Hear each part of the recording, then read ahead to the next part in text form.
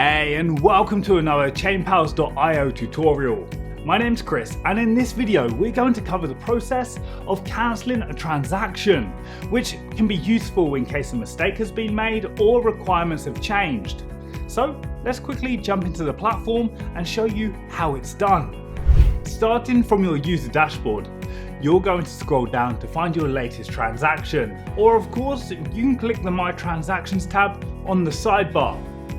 Now, as you can see, our transaction which we intend to cancel is still in the pending stage, making it possible for us to still cancel it. Click on the transaction title to find more details about that. Then you'll notice a Cancel Transaction button.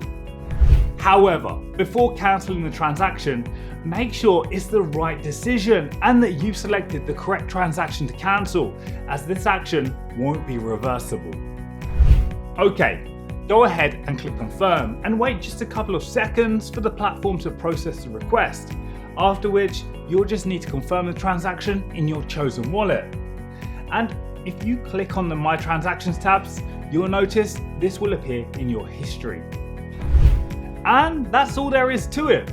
I hope this video was helpful, and don't forget to check out our other tutorial videos to learn exactly what our platform is capable of.